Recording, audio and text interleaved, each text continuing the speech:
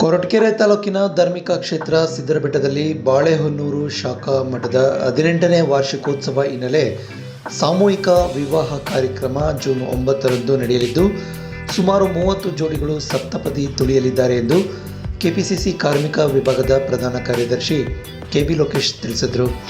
ಅವರು ತುಮಕೂರು ನಗರದ ಜಿಲ್ಲಾ ಕಾಂಗ್ರೆಸ್ ಕಚೇರಿಯಲ್ಲಿ ಶನಿವಾರ ಮಾಧ್ಯಮದವರೊಂದಿಗೆ ಮಾತನಾಡಿದರು. ಹಾಗೆಯೇ ಮುಂಬರುವ ಜಿಲ್ಲಾ ಪಂಚಾಯತ್ ಚುನಾವಣೆಯಲ್ಲಿ ಕೊರಟಗೆರೆ ತಾಲೂಕಿನ ಕ್ಷೇತ್ರವೊಂದರಿಂದ ಸ್ಪರ್ಧೆ ಮಾಡುವಂತೆ ಕಾಂಗ್ರೆಸ್ ಕಾರ್ಯಕರ್ತರಿಂದ ನನಗೆ ಒತ್ತಡವಿದೆ ಎಂದು ಅವರು ತಿಳಿಸಿದರು. ತುಮಕೂರು ಜಿಲ್ಲೆ ಕೊರಟಗೆರೆ ತಾಲೂಕಿನಲ್ಲಿ ಸಿದ್ದರಬೆಟ್ಟದಲ್ಲಿ ಕಾಸಾಮಠ ಆದ ಶ್ರೀ ಕ್ಷೇತ್ರ ಸಿದ್ದರಬೆಟ್ಟ ಬಾಳೆಹೊನ್ನೂರು ಶಾಖಾದಲ್ಲಿ 18ನೇ ವರ್ಷದ ವಾರ್ಷಿಕೋತ್ಸವವನ್ನು ನಾಳೆ ಅಂದರೆ ಭಾನುವಾರ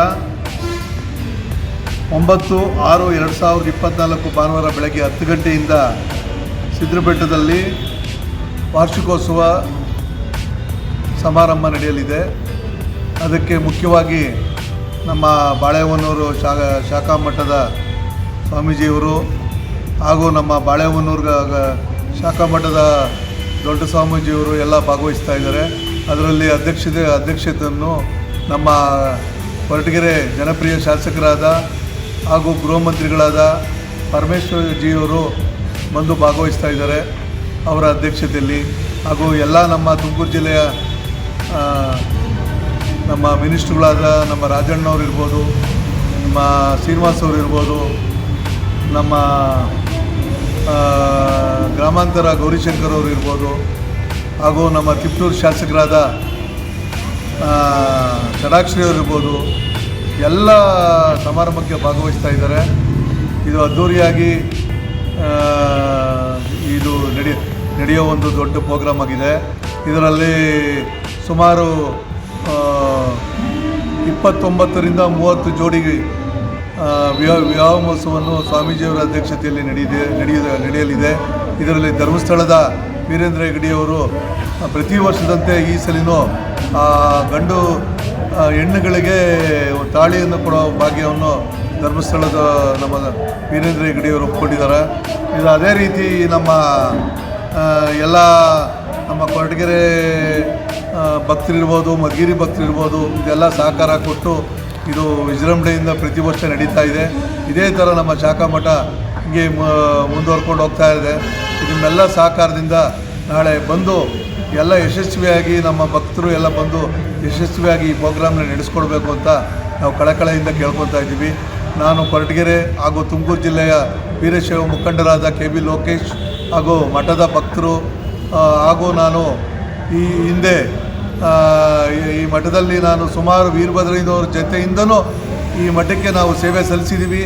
ವೀರಭದ್ರಯ್ಯನವರು ಇದನ್ನು ಭಾಳ ಕಷ್ಟಪಟ್ಟು ಆ ಮಠನ ಮುಂದುವರ್ಸೋಕ್ಕೆ ಇದು ಮಾಡಿದ್ರು. ಅವ್ರ ಜೊತೆಯಲ್ಲಿ ನಾವು ಜೊತೆಯಲ್ಲೇ ಇದ್ವಿ. ಆವಾಗ ನಾನು ತಾಲೂಕ್ ಪಂಚಾಯತಿ ಅಧ್ಯಕ್ಷ ಇದ್ದಾಗ ನನ್ನ ಕೈಲಾಗಿದ್ದ ಸೇವೆ ಅವ್ರ ಜೊತೆಯಲ್ಲಿ ಹೋಗಿ ನಾನು ಮಾಡ್ತಾಯಿದ್ದೆ.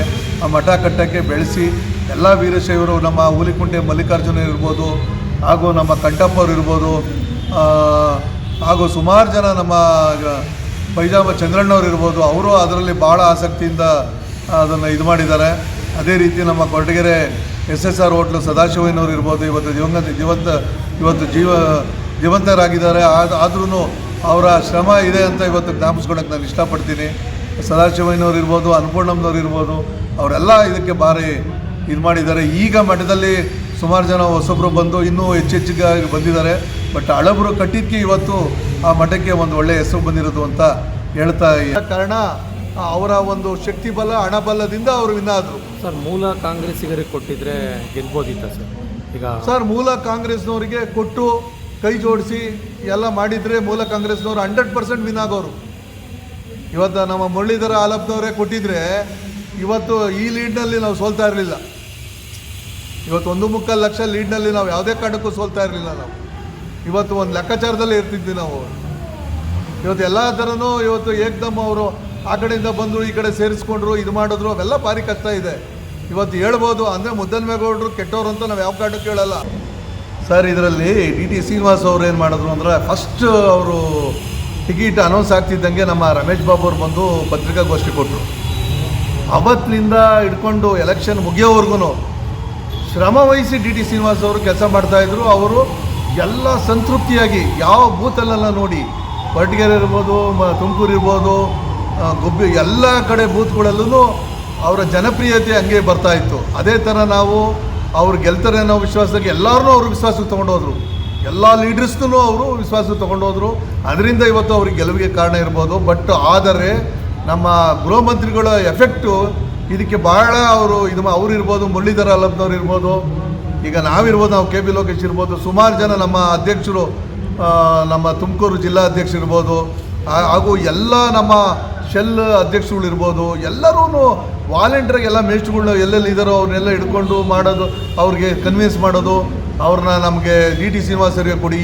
ಇಲ್ಲಿವರೆಗೂ ಇಡೀ ಇತಿಹಾಸದಲ್ಲೇ ತುಮಕೂರು ಡಿಸ್ಟಿಕ್ ಎಲ್ಲ ನಮ್ಮ ಆಗ್ನೇಯ ಕ್ಷೇತ್ರದಲ್ಲಿ ಗೆದ್ದಿರಲಿಲ್ಲ ನಮ್ಮ ಕಾಂಗ್ರೆಸ್ಸು. ಈ ಸಲ ಗೆದ್ದೈತಿ ಅಂದರೆ ನಮ್ಮ ಲೀಡರ್ಗಳ ಒಂದು ಶ್ರಮದಿಂದ ಅದು ಗೆದ್ದಿದ್ದಾರೆ ಅಂತ ನಾನು ಹೇಳೋಕ್ಕೆ ಇಷ್ಟಪಡ್ತೀನಿ. ಎಲ್ಲ ಲೀಡರ್ಸು ಕೆಲಸ ಮಾಡಿದ್ದಾರೆ.